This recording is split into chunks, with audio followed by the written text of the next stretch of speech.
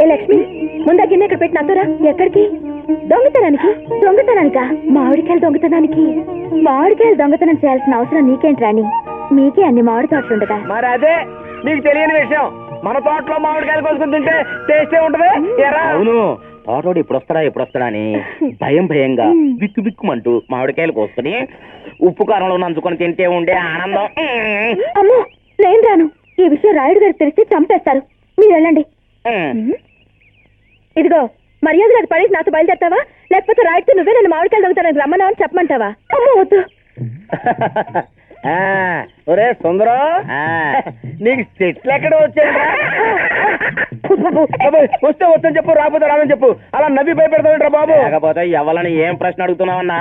చెట్లు ఎక్కడంలో ఈ జిల్లా మొత్తంలోనే మనం ఫస్ట్. షేకింగ్ ఆపు. షేక్ అడవరా. అప్పట్లో ఇలా అయితే రాయ్ ఆ చిటారు కొమ్మ మీద ఉన్న గుత్తులు ఇలా పైకెక్కేసి ఆ మొత్తం దులిపేసుకుని పడే. దులిపేస్తున్నా. చెట్టు లెక్కగలనే ఓ చెంచిత గుట్ట లెక్కగలనే, చెట్టు లెక్కి ఆ సిటారు కొమ్మల కాయ గోయగలనే. అరే అక్కడ తీసురా. అది ఈ మధ్య అమ్మా ఏంటంటే ఫోటో వస్తున్నాడు. వాడి సంగతి చూసుకోవచ్చు. కాయలన్నీ శుభ్రంగా దులిపేసాయి. ఒక్క పిండి కూడా మిగలడానికి లేదు. అర్థమైందా? అలాగే అన్నా. అన్నా ఈ సరిపోతాయా? పైన ఇంకో 4 గుర్తులు ఉన్నాయి. దుడిపోయానా అన్నా? మాట్లాడవేంటన్నా? నువ్వెవరన్నా? నేనా తమ్ముడు, ఈ తోట ఓనర్ని. చెట్టుకున్న కాయలన్నీ దులిపేసి తప్పుకాయమంటావా? ఈ విషయం రాయుడు గారితో చెప్తాను, ఆయనే కాస్తాను నీ తప్పు. చంపేస్తాడన్నా. అంత పని చేయకుండా చచ్చి నీ కడుపున పుడతాను. ఏంటి? చచ్చి నీ కడుపున పుడతా.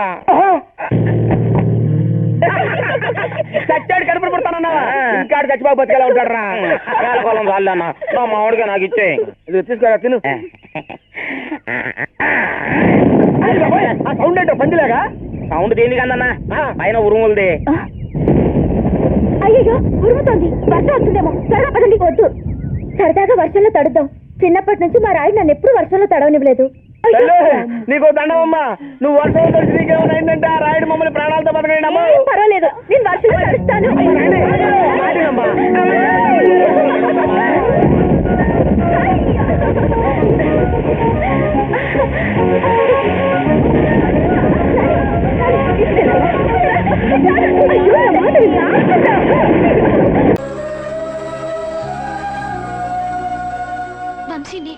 నువ్వేం చెప్పబోతున్నావో నాకు తెలుసు. నీకు నా మీద ఏదో తెలియని ఫీలింగ్ కలిగింది. అది ఇష్టమో స్నేహమో ప్రేమో నీకు తెలియట్లేదు. ఒక్కసారిగా నా గుండెల మీద వాలిపోవాలనిపిస్తుంది.